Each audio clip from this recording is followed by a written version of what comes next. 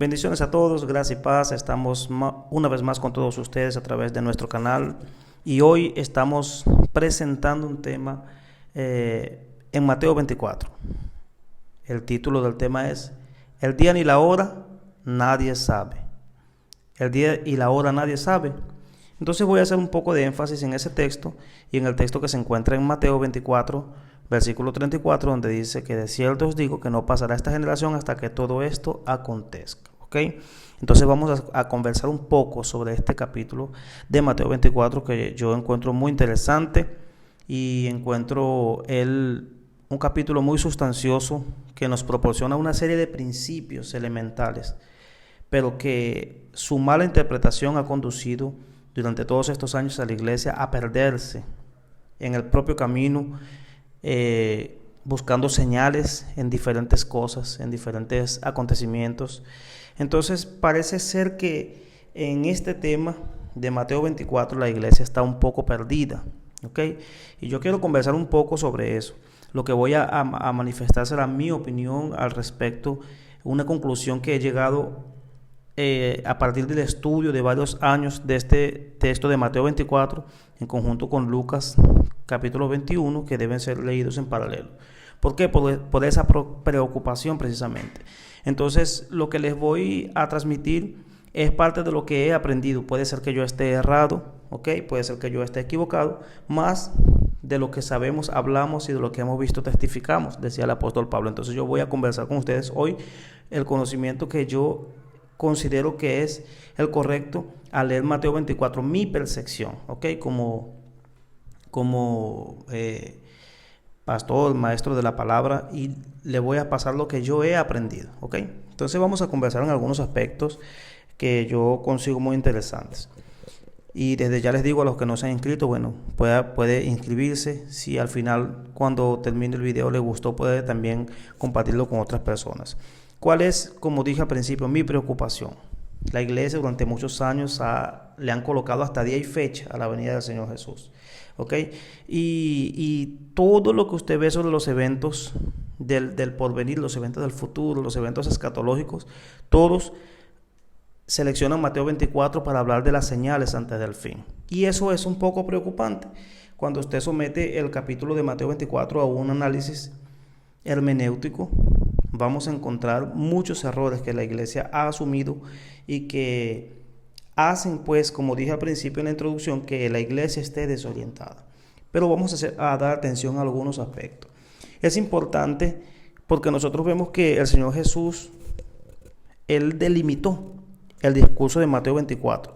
Lo delimitó al tiempo y lo delimitó a un espacio y a un lugar. Lo delimitó al tiempo porque Él precisamente dijo que todo lo que Él está hablando allí se iba a cumplir en una generación. ¿Cuál generación? Nosotros debemos entender que Mateo 24 no fue un discurso que fue leído ayer, ni lo dio Jesús el año pasado. Fue un discurso que fue dado con unos oyentes, con unos destinatarios específicos, y que el Señor les da una serie de instrucciones en Mateo 24, una serie de señales para que ellos estuvieran atentos a lo que iba a pasar. ¿Cuándo? En la destrucción del templo, que para ese momento era un evento futuro. Nosotros nosotros lo estamos viendo como un evento del pasado, porque ya se cumplió en el primer siglo, pero para el momento que Jesús estaba dando el discurso a los discípulos, era un futuro. Entonces Jesús les da a ellos le preguntan sobre las señales de lo que iba a acontecer cuando lo que Jesús predijo, que fue la destrucción del templo, se cumpliera. Jesús les dio una serie de señales para que ellos estuvieran atentos. Entonces Jesús delimita eso al tiempo, porque en Mateo 24:34 dice que eso era dicho para esa generación que iba a escuchar esas cosas. Y en Mateo 23, que es donde realmente el contexto de Mateo 24 comienza, en el versículo 36, el Señor comienza a dar una serie de exhortaciones a los escribas y fariseos y les dice que el juicio sobre ellos iba a venir en esa generación. Entonces, es la misma línea de pensamiento que sigue Mateo 23, se extiende hacia Mateo 24 y posteriormente hacia Mateo 25. ¿Ok? Entonces el Señor lo delimita al tiempo. También el mismo Jesús delimita este pasaje a un lugar, hablando de Judea, del desierto, de los que están en la azotea. Lo delimita también a una cultura, porque Él dice que pide a Dios, Él dice oren para que ese día no sea un día de reposo. Y nosotros sabemos que la única nación así que está llamada a cumplir el día de reposo es la nación de Israel. Entonces, por esos elementos habla de Judea, del desierto, ¿ok? De elementos que son puros, netamente concernientes a la nación de Israel. Por esos elementos nosotros vemos que ese discurso fue limitado a ellos.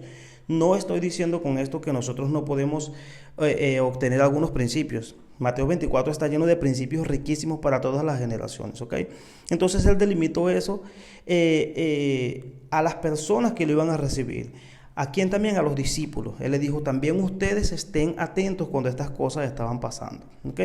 Entonces nosotros sabemos todo esto porque cuando nosotros leemos el mismo pasaje en Mateo, en Marcos y en Lucas, nos damos cuenta que era un discurso dirigido a ellos, que eran los primeros discípulos que estaban escuchando ese discurso. Cuando usted lee, por ejemplo, Mateo 24:34, que dice, de cierto os digo que no pasará esta generación, nosotros estamos leyendo un escrito hoy, pero que ese escrito no fue dicho hoy, ni ayer, ni el Señor Jesús pronunció ese discurso ayer, lo pronunció hace 2000 años atrás, a unos discípulos.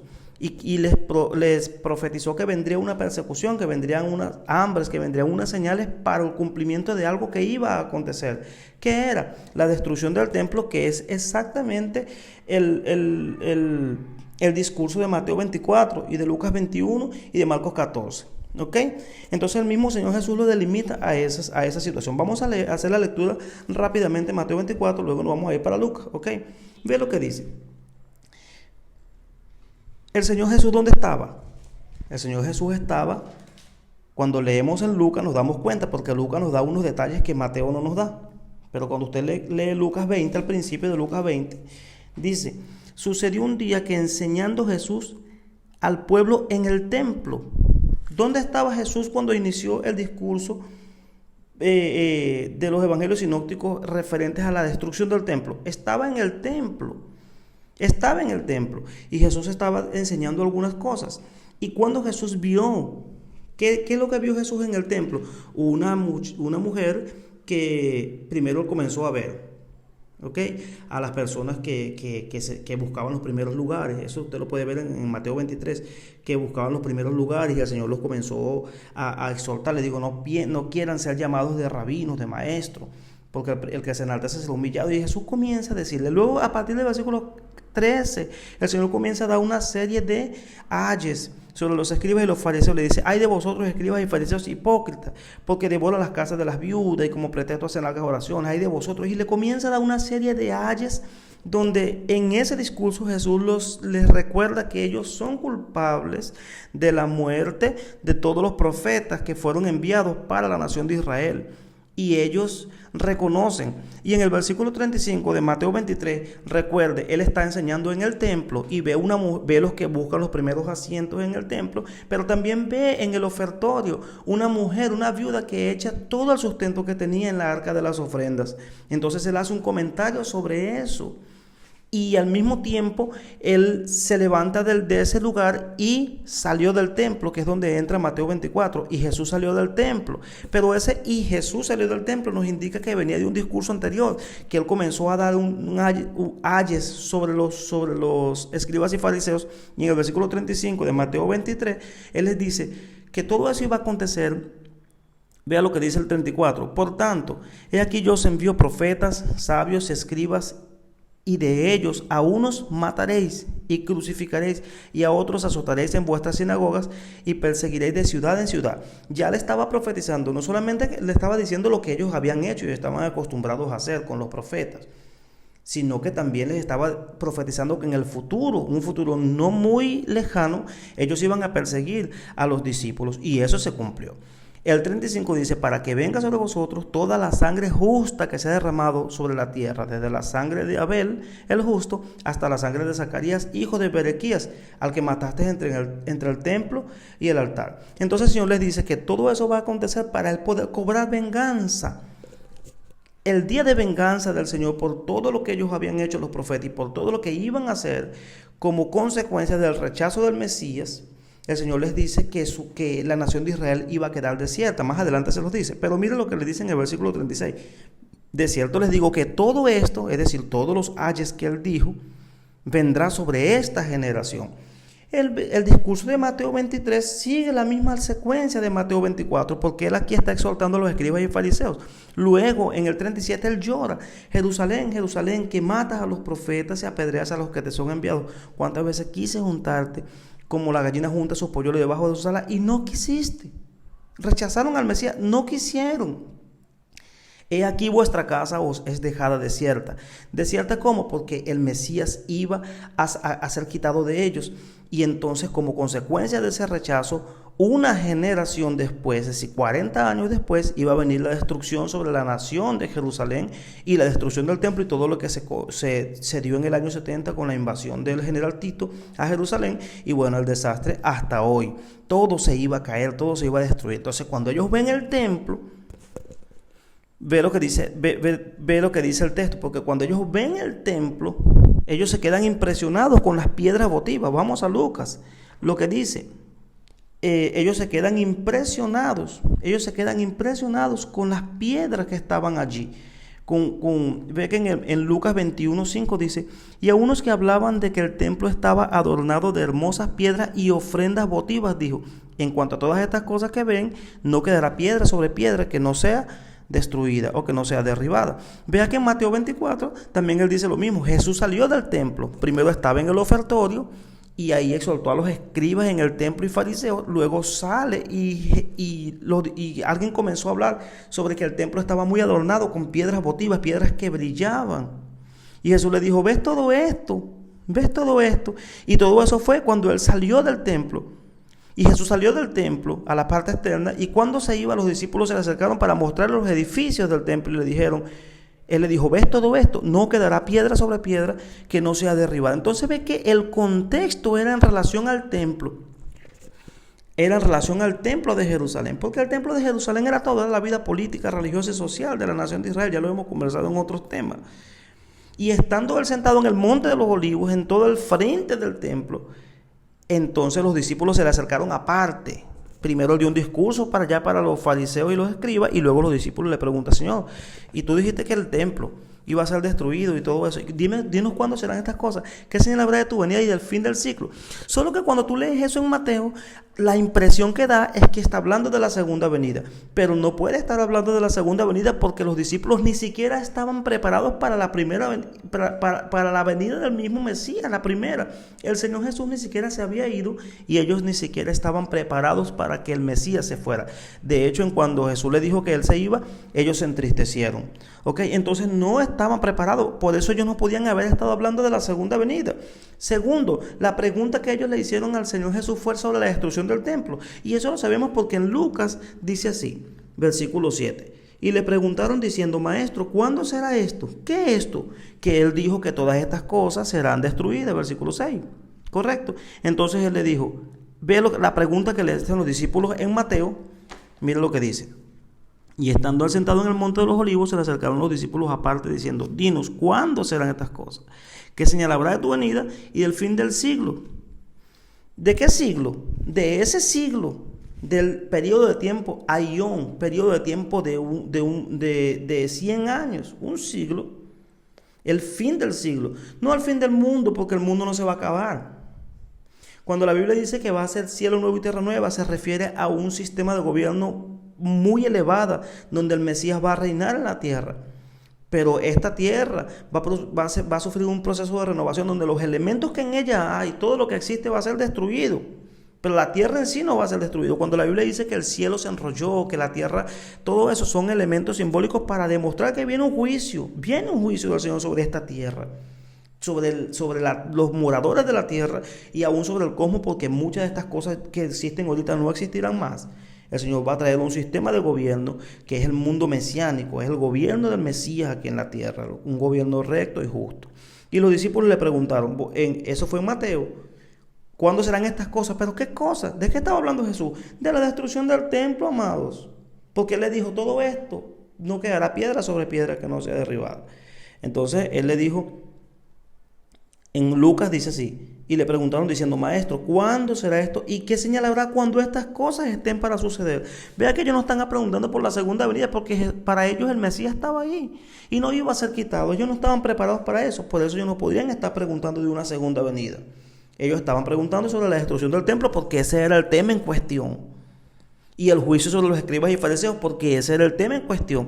El tema en cuestión que ellos estaban, sobre lo cual ellos estaban preguntando, no era la segunda venida en gloria que nosotros estamos esperando para el reino, sino la destrucción del templo de Jerusalén. ¿Ok? Entonces el Señor Jesús les comienza a dar esas señales. Entonces Él les dijo, mira que nadie os engañe, porque vendrán muchos en mi nombre diciendo yo soy el Cristo, y a muchos engañarán. ¿Se cumplió eso? De que vendrán muchos Cristos, claro que se cumplió. Usted puede ver eso cumplido claramente en Hechos 5:36 al 38, por ejemplo. Eso lo podemos ver allí, en Hechos 5:36 al 38, cuando Gamaliel llama a las personas y le dice, mire, una vez se levantó, vamos a buscarlo aquí, Hechos 5:38, y yo le aconsejo que usted pueda estar también ahí con su Biblia al lado para comprobar lo que estamos diciendo. Es importante. Hechos 5. Vamos a ver qué dice Hechos 5 sobre este tema, ¿ok? Estoy diciendo que en el libro de los Hechos usted puede ver todo el cumplimiento de Mateo 24, porque eso se aconteció en el primer siglo. En el capítulo 5, el versículo 36 al 38, dice así, y luego dijo, ¿quién dijo? Gamaliel.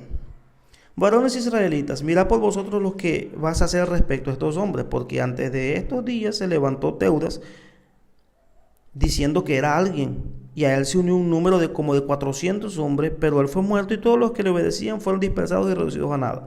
Después de este se levantó un Judas el Galileo en los tiempos del censo, en los días del censo, y llevó en pos a mucho pueblo.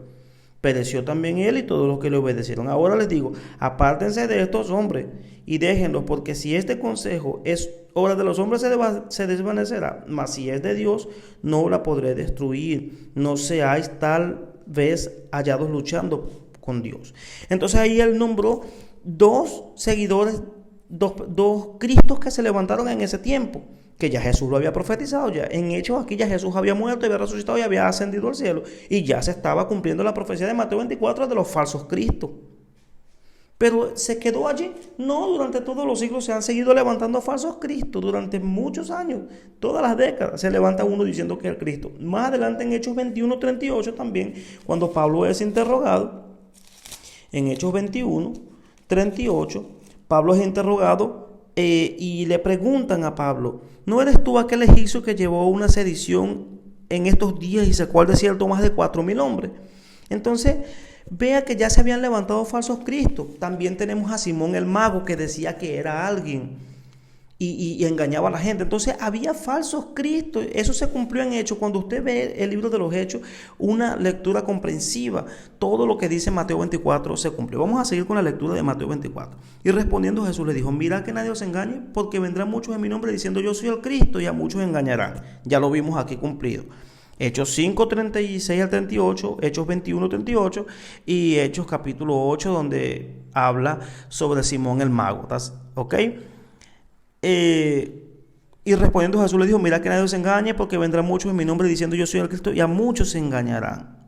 A pesar de haberles advertido y darles señales, muchos iban a ser engañados.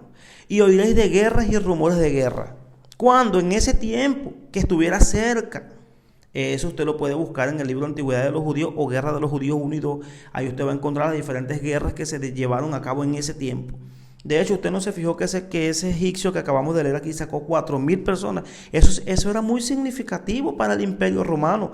¿Por qué persiguieron a Jesús? Porque era un líder, y entonces si Roma ve que se está levantando con un liderazgo político, va a venir y nos van a invadir. Parte del problema fue ese. Entonces él le dijo, y oiréis de guerra y rumores de guerra. Mirad que no os turbéis, porque es menester que todo esto acontezca, pero aún no es el fin. ¿El fin de qué? El fin del mundo. El mundo no se va a acabar. Eclesiastés capítulo 1, versículo 4 dice, generaciones van, generaciones vienen, y la tierra permanece para siempre. Los salmos también dan fe de esto, Isaías, de que la tierra permanece. La tierra va a permanecer. Y oiréis de guerras y rumores de guerra, pero no se turben, porque aún no es el fin. No es el fin del siglo todavía. porque se levantará nación contra nación, reino contra reino, y habrá pestilencia y hambres y terremotos en diferentes lugares. Jerusalén fue sitiada en el año 64, 65, y duró casi 7 años sitiada esa guerra. Y ya en el año 70, por ahí en ese año 70, ella fue invadida y fue destruida. ¿Ok? Entonces el Señor les había profetizado que esas cosas iban a acontecer cuando esas señales se iban a comenzar a dar, cuando eso fuera a acontecer. Y les profetizó hambre. Y vemos que en el libro de los Hechos, en el 11:28, de hecho, se levantó un profeta llamado Agabo que profetizó una hambre que se cumplió en los tiempos de Claudio. Entonces vemos que Jesús lo profetizó y Agabo lo profetizó y se cumplió en ese tiempo, ¿ok? Cercano a la destrucción del templo. Y todas esas cosas son principios de dolores. Entonces los entregarán para ser afligidos y los matarán, y seréis aborrecidos de toda la gente por causa de mi nombre. A partir del capítulo 5 de los Hechos te comienza a ver cómo los judíos fueron esparcidos, los apóstoles fueron esparcidos por toda Judea y Samaria. En Hechos 1, versículo 1 y 2 y versículo 4 nos comienza a decir todos los lugares por donde ellos fueron pasando: Azoto, Cesarea, Fenicia, Hechos capítulo 11, versículos 19 y 20, Chipre, Antioquía, a los griegos. Hechos 24:5 dice que el apóstol Pablo ya predicaba por todo el mundo, y el apóstol Pablo predicó hasta el año 60. El apóstol Pablo murió entre el año 62 y el año 63. Entonces el evangelio fue predicado en todos los lugares. Fue predicado en todos los lugares. Los falsos cristos se levantaron. Solo haga una lectura comprensiva del libro de los Hechos para que usted vea que todas las señales que fueron dichas en Mateo 24, todas se cumplieron en el primer siglo, porque eso fue una profecía para esa generación, amados. Fue una profecía para la generación que estaba escuchando ese discurso. Ahora, ¿por qué Mateo 24 es importante para nosotros? Porque durante muchos tiempos Mateo 24 ha venido como que ya los escenarios parecidos a lo que aconteció en Mateo 24 ha acontecido muchas veces, y no solamente ahora con el coronavirus, no, ya aconteció con otras pestilencias, con otras pandemias. Ya ha estado este panorama de destrucción, ya ha estado, ¿ok? Entonces vamos a seguir leyendo. Y muchos tropezarán entonces y se entregarán unos a otros, y unos a otros se aborrecerán, y muchos falsos profetas se levantarán y engañarán a muchos. Ya lo leímos. Simón el mago, ese egipcio, el Teudas y otras personas de ese tiempo que se levantaron diciendo que eran alguien. Y por haberse multiplicado la maldad, del amor de muchos se enfriará. Pero el que persevera hasta el fin, ese será salvo. ¿Hasta el fin de qué? Hasta el fin del siglo. Hasta el fin del cumplimiento de esas profecías que ellos estaban escuchando. Ese era el auditorio de Jesús, los discípulos. Y Él está diciendo: ustedes van a ser perseguidos, ustedes van a ser aborrecidos. Y será predicado este evangelio del reino en todo el mundo. Vea que aquí es importante que usted vea este texto. Porque cuando dice, aquí está hablando de todo el mundo. Mira, todo el mundo. No, pero todo el mundo se refiere a todo el mundo conocido. A todo el mundo conocido para ese momento. Y eso lo podemos ver en el capítulo 21 de los Hechos, que acabamos de leer. El capítulo 21 de los Hechos, donde Pablo estaba predicando, y se dijo que Pablo estaba predicando en todo el mundo. Pero no sabemos que en Hechos 24:5 dice que Pablo estaba predicando sobre Jesús, y le dijeron que estaba predicando sobre todo el mundo. Si hubiera estado predicando sobre todo el mundo, estuviera predicando aquí donde yo estoy. Pero es el mundo conocido, amados. Y será predicado este evangelio del reino en todo el mundo, para testimonio de todas las naciones, de esas naciones que existían para ese tiempo, de esa generación que estaba escuchando ese discurso. Por tanto, cuando veáis la abominación desoladora de la que habló el profeta Daniel, el que le entiende. ¿Por qué coloca el que le entiende? Porque se sabía que era algo que se iba a prestar a muchas malas interpretaciones. Ahora, ¿qué es la abominación desoladora que muchos hablan y que muchos ni siquiera infelizmente comprenden de qué se trata la abominación desoladora? Mateo lo dice con palabras más judías. Vamos a ver ahora lo que eso mismo dice en el Evangelio de Lucas. ¿De qué se trata la abominación desoladora? Y no es más que Jerusalén rodeada de ejércitos. Aquí dice: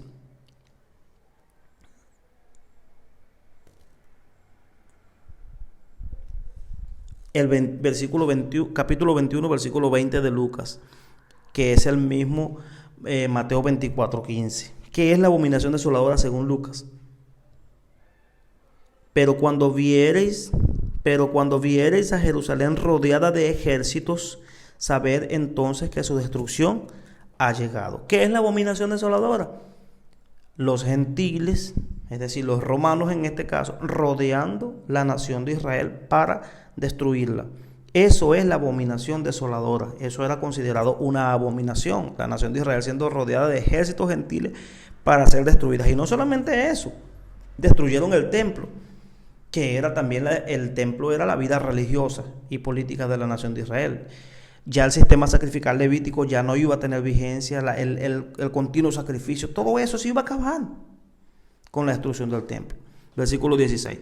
Entonces los que estén en Judea huyan a los montes. Si esto fuera para nosotros no vamos a estar en Judea. Es con la nación de Israel. Es con la nación de Israel. Los que estén en Judea huyan a los montes.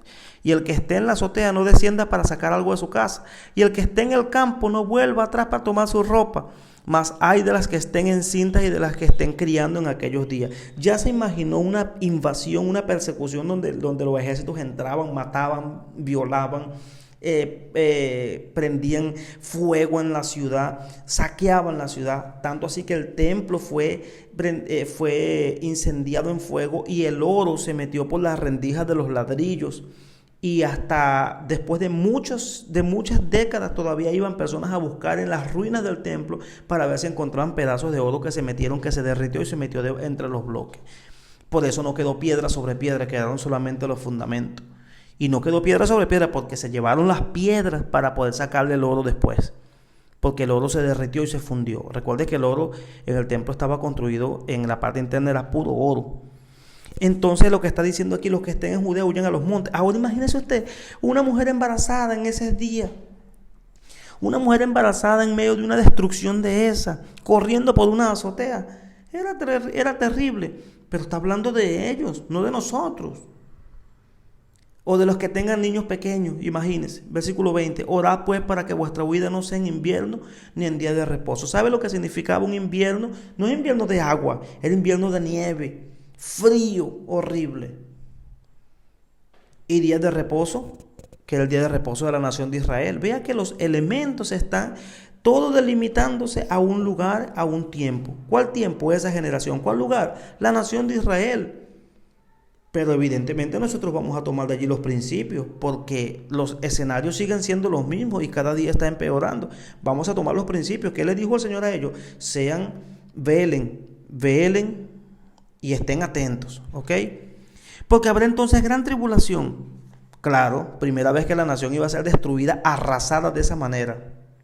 Iba a haber grande tribulación. Vea, el mismo Jesús, cuando está hablando con la mujer samaritana, el Señor Jesús le dice algo interesante a la mujer samaritana que muchos no han comprendido. El Señor Jesús le dijo a la mujer samaritana así: la hora viene y ahora es, cuando los verdaderos adoradores adorarán al Padre en espíritu y en verdad. Porque la mujer samaritana le dice: ustedes dicen que es en Jerusalén donde se debe adorar y tal.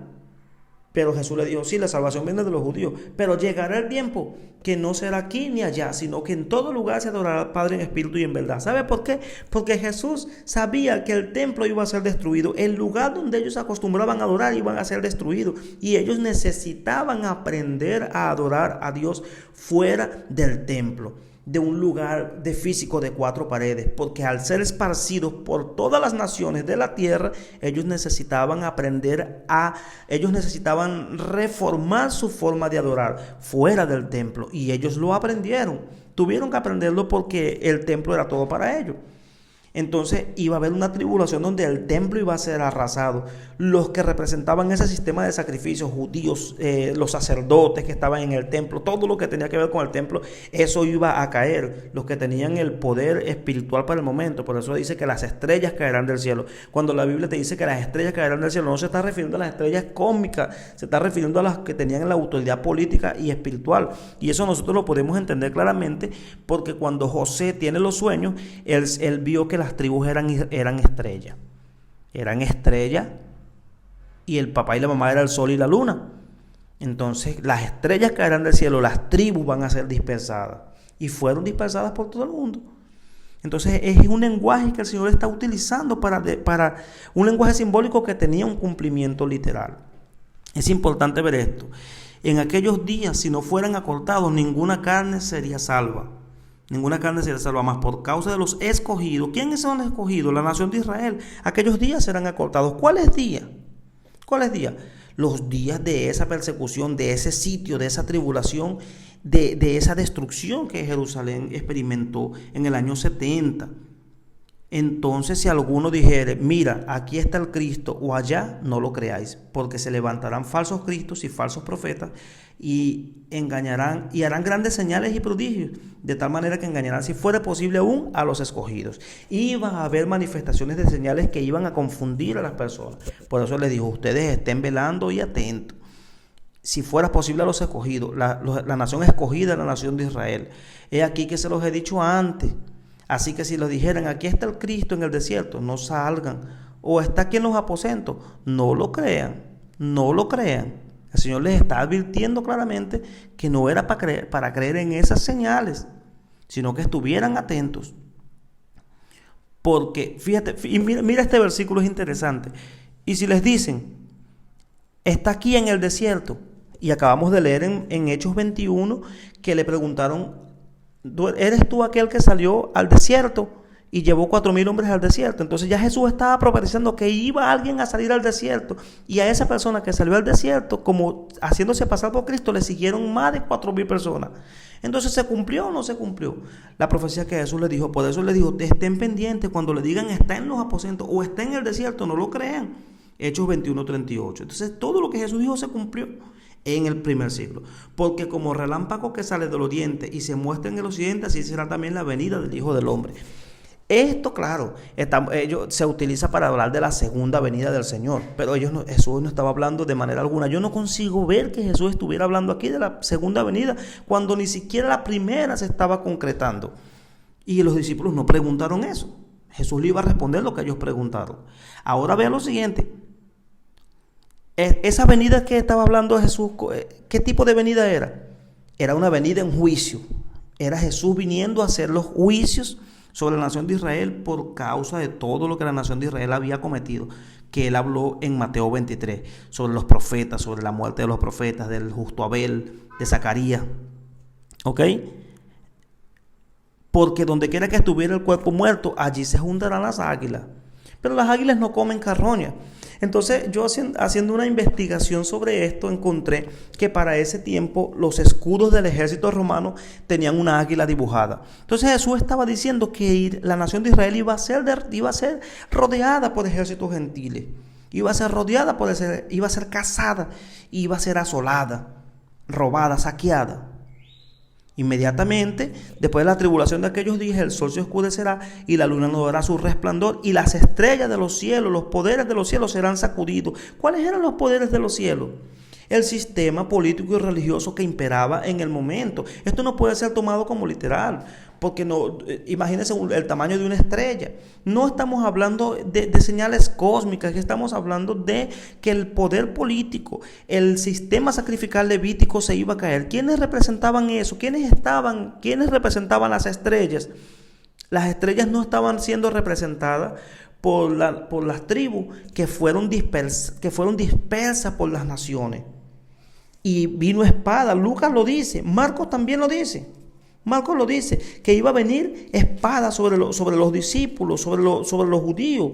Eso lo leemos en Marcos 14. Vamos a leerlo rápidamente para que entendamos cómo esto acontece.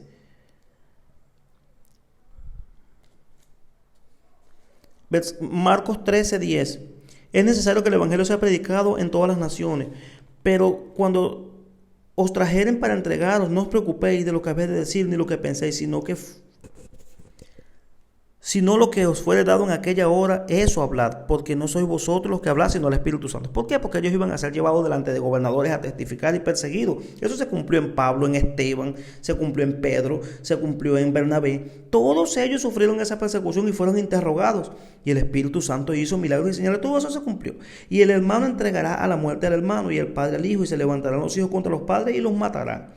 y seréis aborrecidos de todos por causa de mi nombre, mas el que persevera hasta el fin será salvo, hasta el fin de esa tribulación.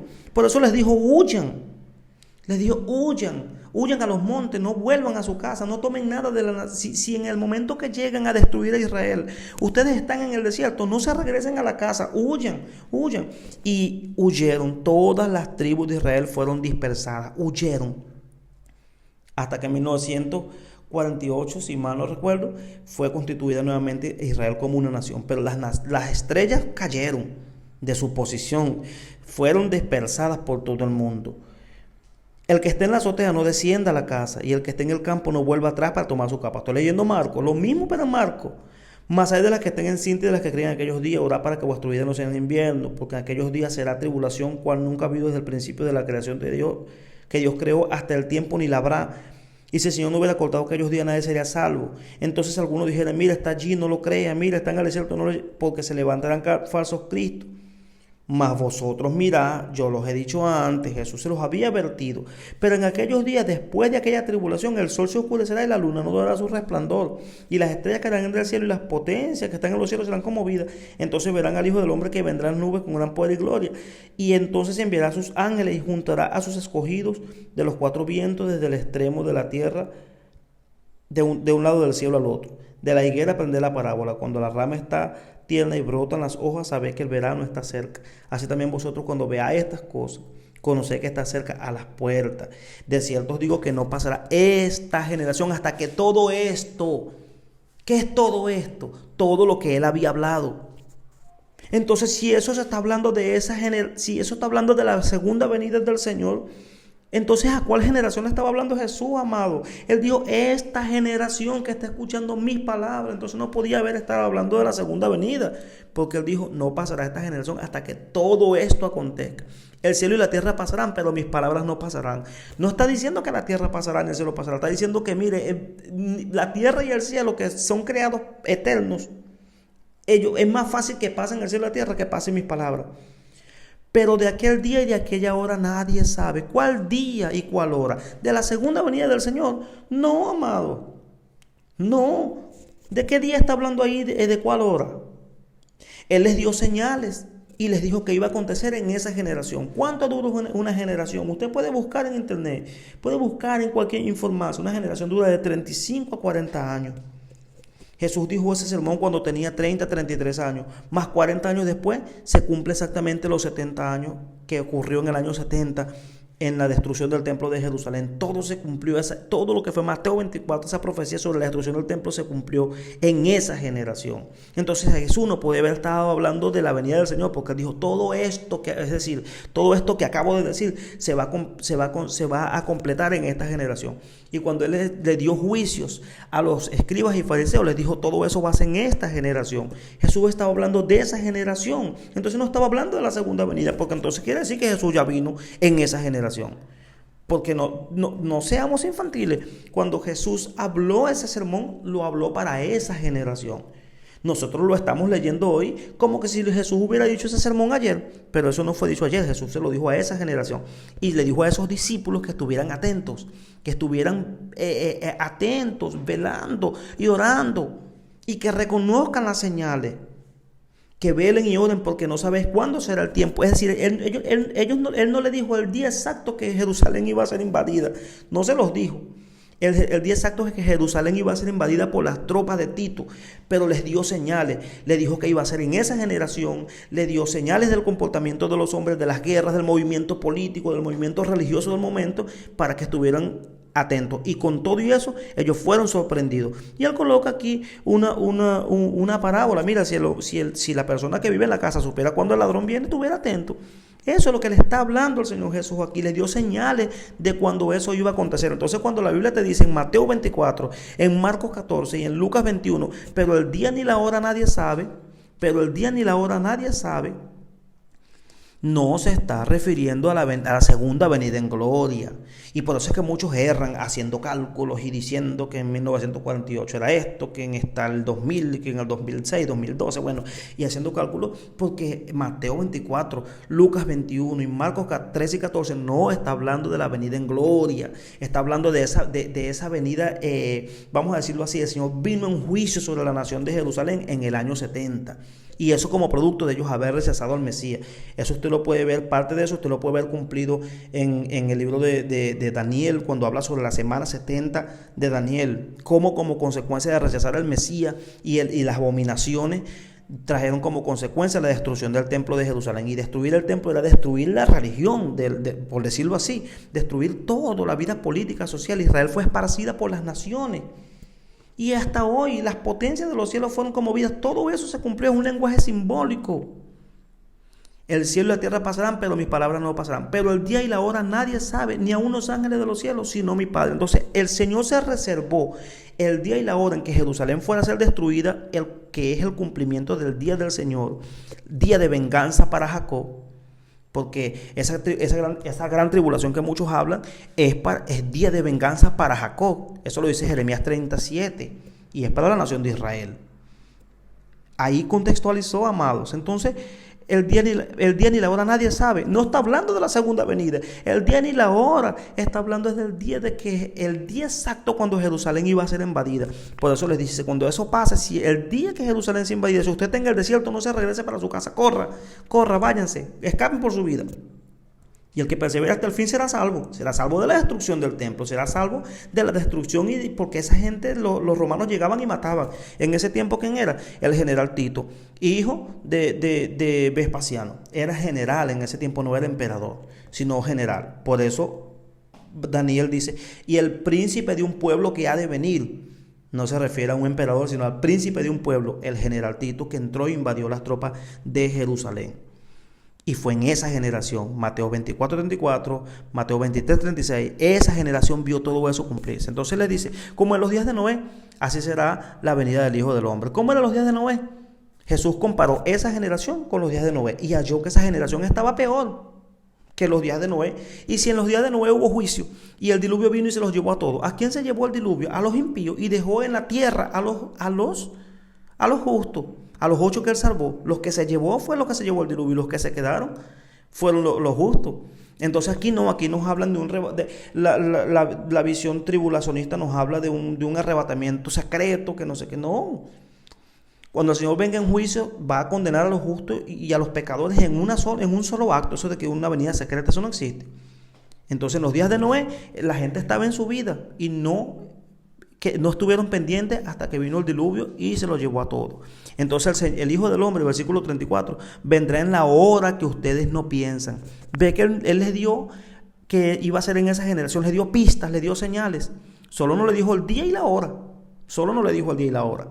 De la destrucción del templo, no de la segunda venida. Mateo 24 no habla de la segunda venida. Lucas 21 ni Marcos 14 habla de la segunda venida de manera alguna, sino de las señales de la destrucción del templo. Ellos le dijeron, ¿cuándo serán estas cosas y qué señales habrá cuando esto va a acontecer?